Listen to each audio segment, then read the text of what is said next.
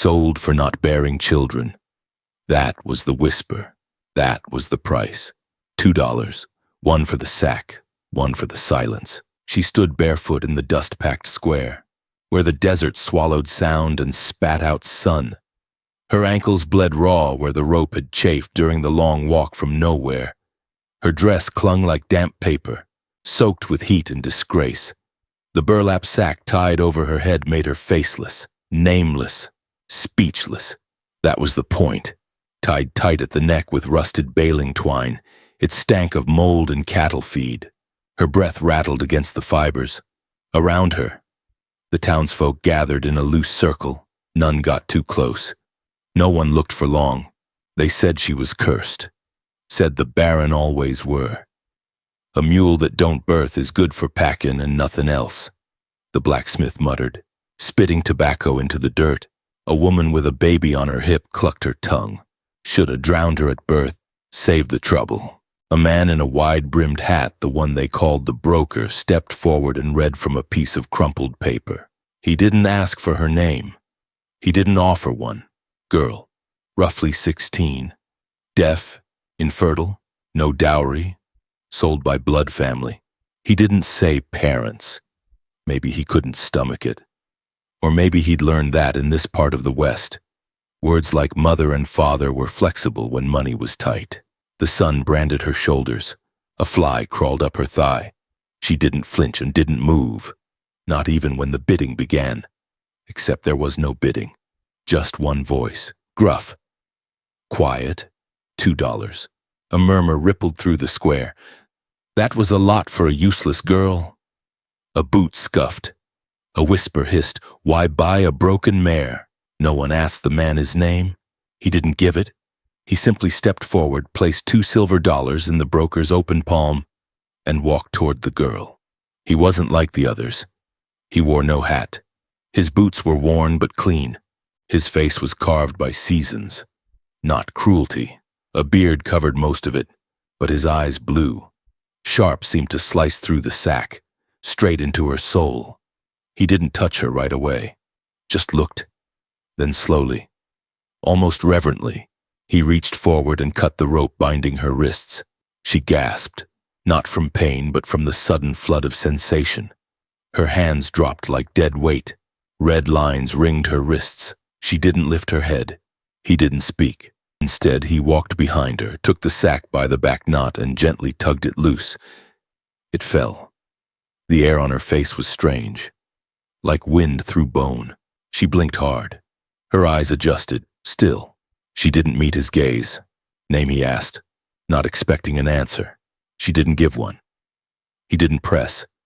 She felt small, filthy, worth less than the coins he'd spent. But then something odd. He removed his jacket, a heavy canvas thing, dusty, smelled of pine and sap. He draped it over her shoulders. The town watched in silence. Ain't no law against it, someone muttered. But it ain't right.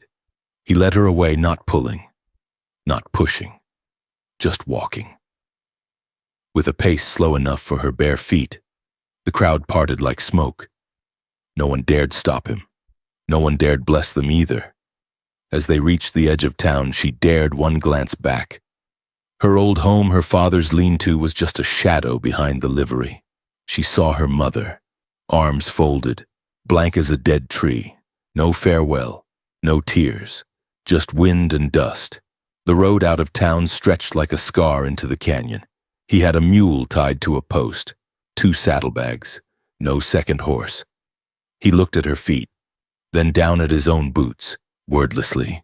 He pulled them off, held them out. She stared. He placed them gently at her feet, then walked barefoot to the mule, untied it, and held the reins. Still, she didn't move, until he said one word, free. It wasn't permission, it wasn't kindness. It was a fact, and that broke something in her. Her knees buckled. She fell to the ground, not from weakness, but from the sudden weightlessness of being seen. No longer a thing, no longer a trade, a girl, just a girl. The sack lay behind them in the road. The wind caught its edge, flipping it like a wounded bird trying to fly. She looked at it, and then looked away. She stood, slipped into his boots. They were too big. It didn't matter, and she walked. He walked beside her, and for the first time in years, the voices in her head went quiet. The West didn't care who she was, but someone did. And that was enough for now. The mule's hooves clopped like a slow drumbeat against the canyon trail. She walked beside it in silence, his boots heavy on her feet, kicking up small puffs of red dust.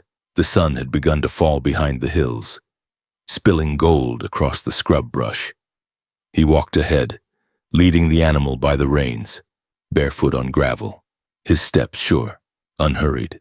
He still hadn't asked her name, still hadn't given his, and that was okay. She didn't want to explain who she was. She didn't know anymore. She watched his back broad, sun-scarred, the fabric of his shirt sticking to the sweat on his shoulders. He didn't turn around, just kept walking like he'd done this before, like he'd carried silence with him for miles. By the time the sun dipped low enough to cool the earth, they reached a flat ridge with a view of the world stretching wide and lonely. Below, a cabin leaned into the edge of a pine wood. Not big, not grand, but clean, kept. Smoke curled from the chimney. Children's laughter danced on the wind. She froze. He noticed, paused, turned. "You're safe," he said. Just that. Then he kept walking. A little boy ran from the cabin barefoot, shirtless, hair like dried straw. Behind him came a girl, taller, holding a small wooden doll. And another boy, youngest of the bunch, clung to the doorway, blinking. Three children. Then a fourth stepped out, a girl, nearly a woman, with her father's jaw and mother's silence. The girl saw her and narrowed her eyes, protective, not unkind, but cautious. The man stopped at the porch, looked back, gestured gently. She didn't move, until the oldest daughter spoke. "Pa." He nodded. "She's staying a while." That was all he said. That was all they needed. The girl's name was Emmeline, the oldest. She was 15 and already took charge like she'd been born into war. The boys were Jack, 8, and Samuel, 6, wild as colts. The quiet one, the watcher, was Ellis, 10, spoke little, drew pictures in the dirt with a stick. He guided the woman still unnamed, still unsure inside. The cabin smelled of cedar smoke and old bread. A kettle hissed on the stove. Blankets were folded with care. Nothing rich, but everything was worn with love. She stood in the doorway, unsure what to do with her hands. He pointed to a stool. "Sit. I'll fetch the water." She did. The children watched. Not one asked who she was. Not one looked at her like the townsfolk did. He returned with a basin, warm water sloshing. He set it down, then rummaged in a drawer, pulled out a bar of yellow soap and a folded cloth, set them beside her. Then he turned to the kids. "Outside, now." They obeyed, even Emmeline. He looked at the girl, met her eyes for the first time. "But you clean up. Take your time." She nodded, barely. He stepped out, closing the door softly behind him. The room was still.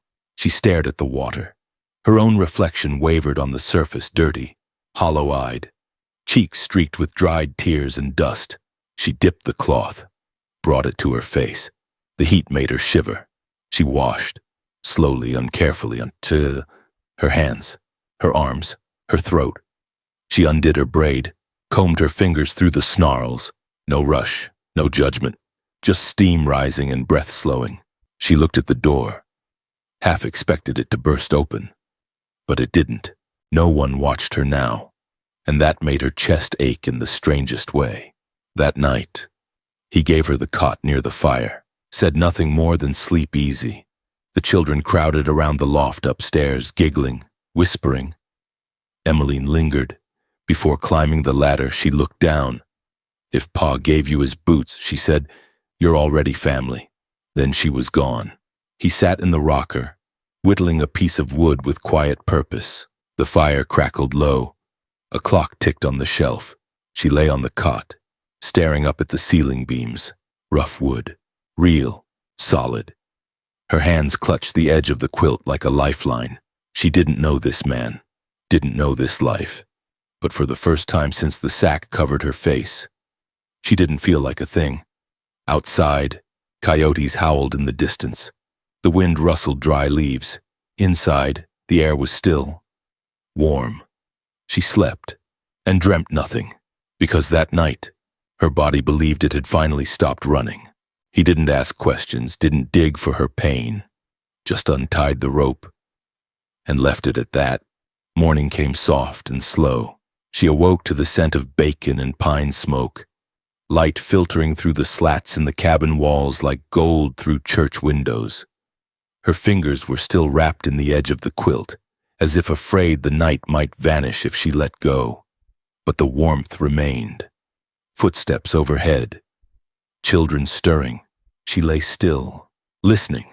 Then a knock. Not a knock exactly, no, more like a polite tap on the frame. He stood in the open doorway, not entering, just a silhouette against the morning light. In his hands, a folded dress, faded blue. Clean. Yours, if you want it, he said. She sat up slowly, took it from him without meeting his eyes, nodded. He said nothing more, just turned and left. That was his way. No questions, no demands, only offers. In the washroom, a tiny shed behind the cabin, she poured water from a bucket into the metal basin. The cold shocked her fingers, but she didn't flinch. She scrubbed her arms, neck, face, watching the dirt swirl into the basin like ghosts fleeing a body. Then she undressed. Carefully. Quietly. The dress she'd arrived in fell to the floor in a crumpled heap, smelling of old sweat and fear. She looked at it for a long moment. Then she kicked it aside. She stepped into the blue one. It was too big in the shoulders, too short at the wrists, but clean. It felt like armor. When she returned to the house, Emmeline was already sweeping the hearth. Jack and Samuel were arguing over a tin cup. Ellis sat at the table, quietly sketching with charcoal. No one asked where she'd been. No one pointed. She hovered near the doorway until the man looked up from his seat by the window. Coffee, he asked. She nodded. He poured it into a metal mug and handed it to her with both hands. That morning, she sat beside the fire. Just sat, sipped, watched. The children played. Emmeline taught Samuel how to braid kindling with twine. Ellis built tiny cabins out of carved sticks. The man left after breakfast said only, "Logging ridge, back by dusk." Before he went, he looked at her again. That gaze, steady, kind, unreadable. "Don't feel like talking, don't have to," he said. "You're not here to explain." She blinked once. A thank you in silence. Then he was gone. She spent the day sweeping, then peeling potatoes, then sitting again. Time passed strange here. At noon, Emmeline sat beside her. Didn't speak for a long while. Just handed her a slice of apple and chewed hers slowly. Finally, the girl asked, "You sew?" She hesitated, nodded once. "We've got holes need patching," Emmeline said. "I'll show you the basket." That was all. No digging, no pointing, just shared space, shared rhythm. That afternoon, as the wind whispered through the pines, she sat on the porch step with the mending basket.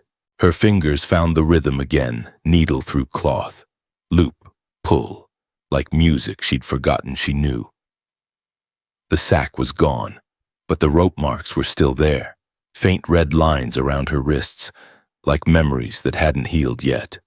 At one point, Ellis wandered over and handed her a small carving.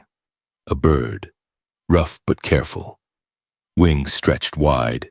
He didn't say anything, just placed it in her lap and walked away. She stared at it for a long while. A lump rose in her throat, the kind that doesn't lead to tears but to silence so heavy it hums. That evening, he returned, boots dusty, shirt stained with sap and sweat. He nodded to her as he passed, like nothing had changed, but everything had. At supper, she sat at the table. Emmeline passed her the beans. Jack dropped his spoon and blamed Samuel. Laughter spilled like honey. After the meal, the man stepped outside with a pipe, watching the sky shift from orange to deep indigo. Stars began to flicker. She followed, stood beside him, didn't speak. The carved bird was in her pocket. He pointed to the sky. Used to watch the stars with my wife. Told the kids each one was a story. She believed in stories. She looked up. Her throat tightened. He didn't explain further, didn't say where the wife had gone, or didn't have to. After a long pause, he asked, "You sleep all right?" She nodded, then, very softly, "Yes." Her voice cracked like ice on a thawing lake. He didn't look surprised to hear it, just gave a slow, almost invisible nod. "Good." Then he tapped out his pipe, turned to go inside. At the door, he stopped. Without turning, he said, "You can stay as long as you need. House has space. We won't ask more than you can give." Then he disappeared inside. She stood alone beneath the stars. And for the first time in years, she didn't feel wrong or broken. She felt human, still wounded, still wordless, but human. In that place of soft silences and gentle actions, healing didn't come through grand gestures. It came in warm water, in a mended dress, in not asking and not turning away. It was on the third morning that she opened the sack, the one she had arrived in, the one he hadn't thrown away, hadn't burned. He'd folded it neatly and left it on a shelf in the shed out back, beside a coil of rope and some empty canning jars. No one said a word about it. But she knew it was there, knew it was waiting, like a wound still scabbing over. The children were off in the creek bed hunting frogs. Emmeline had taken the cart into town. He was splitting logs near the ridge, the steady thwack of the axe echoing in the still July air. She stepped inside the shed, closed the door behind her, and unwrapped her history. The burlap crackled in her hands. Dust puffed from its folds. Inside, tucked deep near the bottom, she found it. The bird, no bigger than her palm, carved from soft wood, painted clumsily in reds and blues. The wings extended like it was always mid-flight. Its paint had chipped at the beak, one eye missing. She hadn't seen it in nearly 4 years, but her breath caught the moment her fingers brushed it. Her sister had made it. Back when they still whispered stories by candlelight, back before the bleeding started too early, before the doctor told her father she may never bear, before he started calling her names behind closed doors. Barren, burden, broken. The bird had been a gift from the one person who never believed those names. Her little sister, Alma, who'd died from fever the winter after the carving. Alma, who'd hidden the bird in the pocket of her apron the day they laid her in the ground, who had whispered, "Keep flying," with cracked lips. She had buried the bird that night, beneath a rock, behind the barn, and swore she'd never dig it up again. But her father had found it. And that's when everything turned. That's when the sack first came out. Not for punishment, but for shame. "You want to act like a child. I'll treat you like one," he'd hissed, yanking it over her head. "You ain't got the right to look at people normal if you ain't gonna give 'em sons." The memory clamped around her chest like a vice. She sank to the shed floor. The bird clutched in both hands. Dirt on her skirt, dust in her throat. She didn't cry, couldn't. The tears had gone dry somewhere in her second year of silence, but her whole body shook. That's how he found her. She hadn't heard him enter. The axe was still leaning on the porch. His hands were streaked with sap and sweat. But his face, he didn't speak, didn't ask. He crouched low beside her, one knee creaking. His eyes landed on the bird, then on her hands, then her face. "Yours?" he asked softly. She nodded. He studied it, didn't touch it, just said, "Looks like it was made with care." A pause. "Then she mattered to you, it wasn't a question." She nodded again, slower this time, lips parting like she might speak. Then she whispered, "Alma." That was all. The name hung in the air like the last leaf in winter. He sat beside her, not close, but close enough. His boots didn't move. His elbows rested on his knees. "She give it to you?" he asked. Another nod. "Then it stays," he said. That evening, as the sun dipped low, She cleaned the bird with a wet cloth, set it on the windowsill by her cot. The kids noticed but didn't ask. Emmeline, though, caught her eye during supper, gave a tiny nod of approval, like saying, "That's yours now. You've earned that space." Later, the man whose name she still hadn't dared to ask sat on the porch sharpening a blade. She stepped outside, held the bird in her palm. "Paint's fading," she murmured. His eyes flicked to it, then to her. "I've got some," he said. "Blue, red, not much. Was gonna use it for the door." She looked at him. A small smile touched the corner of her mouth, almost invisible. "I'd like that," she said. He nodded. They sat in silence as the sky turned velvet. The bird remained between them, not flying, not resting, just being. She looked at him finally and asked, "Why me?" He didn't answer right away, just leaned forward, elbows on his knees. Then he said, "Because you were tied up and no one cared. I know what that feels like." That night, long after the others had gone to bed, she picked up a brush and began to repaint the bird. Each stroke was deliberate. Blue for freedom, red for memory. The eye was last. As she dipped the brush in black and steadied her hand, a single tear finally broke free. Not for fear, but for all the years she'd gone unseen. The bird watched from the windowsill as days turned longer and the trees thickened with the deep green of midsummer.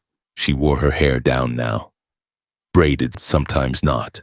Her steps were lighter, though she still flinched at sudden noises. The children stopped noticing the flinching.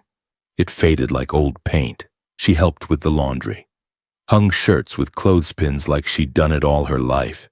She stirred beans at the stove, mended socks, taught Samuel how to patch the heel of his boot. She didn't talk much, but her hands were always moving.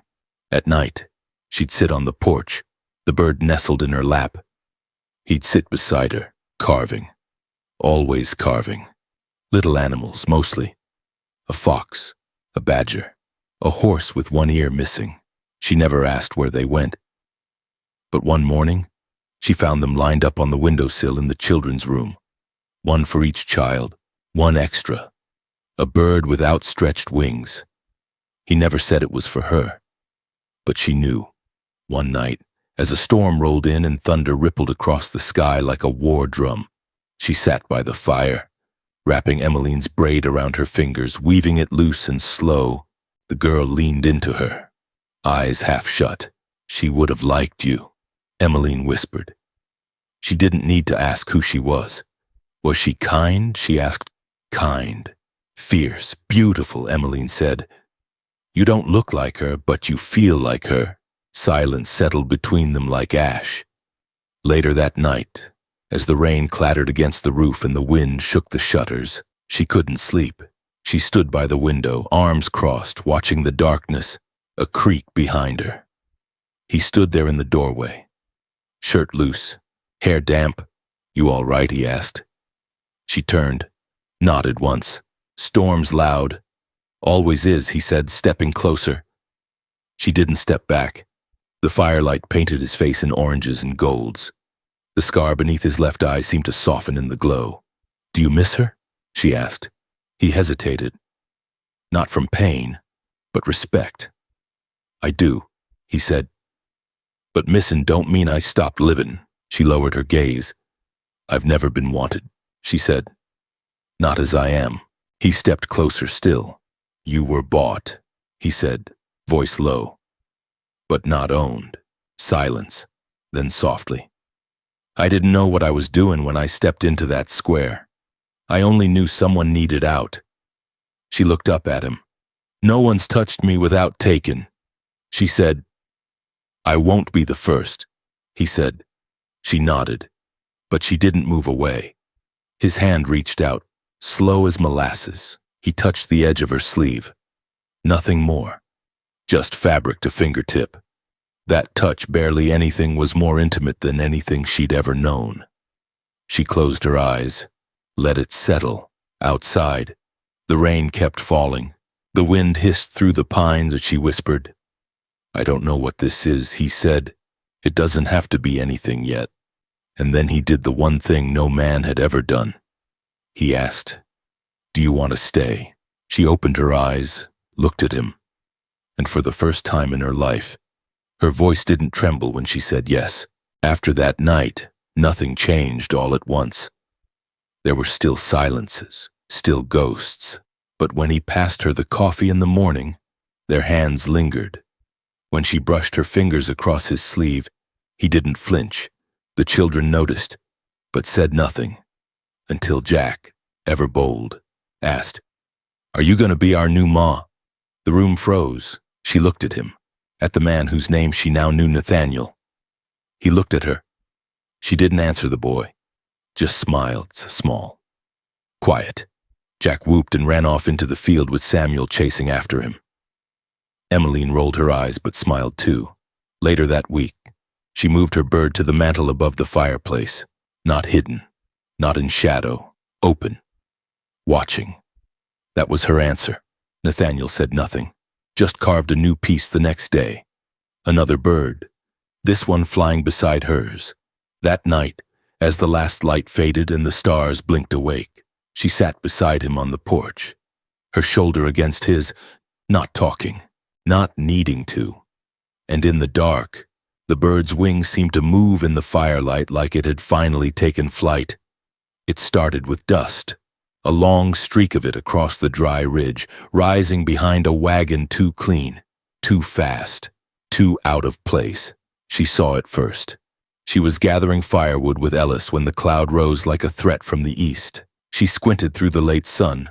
1 wagon, 3 horses, too much noise for just passing strangers. Ellis tugged at her sleeve. "We should go," he said, voice thin. She nodded. They walked, then ran back to the cabin. Nathaniel saw the fear in her eyes before she even spoke. He stepped onto the porch, hand resting near the old hunting rifle hanging by the doorframe. His shoulders, once sloped from labor, straightened, a quiet kind of ready. "They coming for you?" he asked. She didn't answer, didn't need to. He saw the answer in her hands' tight fists, white knuckles, fingers trembling around nothing. By the time the wagon rolled into view, the children had been ushered inside. Emmeline peeked through a slit in the window, clutching the carving knife from the kitchen like it might mean something. The wagon stopped 20 feet from the porch. 2 men dismounted. The third stayed seated, reins loose in hand. One wore a sheriff's pin worn, crooked. The other wore her past. Her father. The moment she saw him, the rope burns on her wrists began to itch. Nathaniel stepped forward between her and the stairs. The rifle was still hanging. He hadn't touched it yet. The sheriff cleared his throat. "Evening. We're here for the girl." Nathaniel didn't blink. "There's no girl here, just family." Her father spat onto the ground. "That girl's mine. She ran. Took what wasn't hers." Nathaniel's voice stayed low. "Even, from what I heard, you sold her. She's barren." The man snapped. "She ain't good for much, but she's mine to do with." Nathaniel stepped down from the porch now. Calm, measured. "You sold her like cattle," he said. "That makes you a man with empty hands and no rights." The sheriff shifted in his boots. "Now, mister, let's not turn this bloody. We just need her back. Simple." Behind Nathaniel, she stepped forward. Her voice carried like the crack of ice breaking. "I'm not going." Her father's eyes locked on her. Sharp, cruel. "You don't get a say." She walked down the steps, slow, past Nathaniel. She didn't stop beside him. She stood in front of him, facing the man who'd put a sack over her face and sold her future for 2 coins. "I'm not yours," she said. "Not anymore." He took a step forward. Nathaniel's voice cut through the air like thunder. "Don't." The rifle was in his hands now. Not raised, not aimed, but present. The sheriff stepped between them. "This ain't the law's fight," he said. "You got no warrant, no claim." Her father's lip curled. "I got blood. That's all the claim I need." Nathaniel looked at her. "Is he lying?" She shook her head. "He's blood, but not kin." That's when Emmeline appeared at the door. Beside her, the three boys stood tall, each with a wooden animal clutched in their small hands. The bird sat high on the mantel behind them, watching. Nathaniel turned back to the sheriff. She's part of this house, this family. You try to take her, you'll have to burn it all down. The sheriff looked at the children, then at the rifle, then at the man who stood not out of rage but love. He backed up, spat, "Ain't worth the fight." He climbed back onto the wagon. Her father lingered, eyes like poison, rot with them. Then he growled, "You'll die alone, like your mother." She didn't flinch, didn't reply, just said softly, "I'd rather die with love than live with chains." Nathaniel stepped closer, not with violence, with presence, a wall she could stand behind. "Go," he said. Her father did. Eventually, the wagon rolled away, the dust trail thinning until it vanished altogether. Silence returned. Only then did she exhale. Her knees almost gave, but he caught her, arms steady, strong, not pulling, not holding, just there. She didn't cry, not yet, but that night, after the children had gone to bed, she brought him the sack, folded, weathered, still stinking of past lives. She set it on the fire, and he didn't stop her. They watched it burn together. No words, only smoke, only flames, only freedom. Morning broke slowly like a wound trying to close. The fire had long died down, but the ashes still glowed faint beneath the blackened wood, where the sack once lay. There was nothing now, just a patch of scorched earth and the scent of something final. She stood at the edge of the porch, barefoot, wrapped in a wool shawl Emmeline had stitched. Nathaniel stood beside her, shoulders squared, face soft with exhaustion and something deeper, peace. Perhaps, or maybe just relief that the long night was over. Neither of them spoke. Not because there was nothing to say, but because nothing more needed to be said. The sack was gone. She was not. Behind them, the door creaked open. Little feet padded across the planks. Samuel, hair sticking up like a haystack, leaned against the railing. "Is it gone?" he asked. She nodded. "It is." He reached into his pocket and pulled out something small, held it up. It was a button from the dress she'd worn when she arrived. Dirty, cracked, forgotten in the folds. He handed it to her like it was treasure. She took it gently, tucked it into her palm. "Thank you," she whispered. He ran back inside. Nathaniel turned to her, his voice hushed. "What now?" She looked out at the ridge. The pine trees shimmered in the morning sun. A bird soared overhead, red-shouldered hawk. Wings spread wide.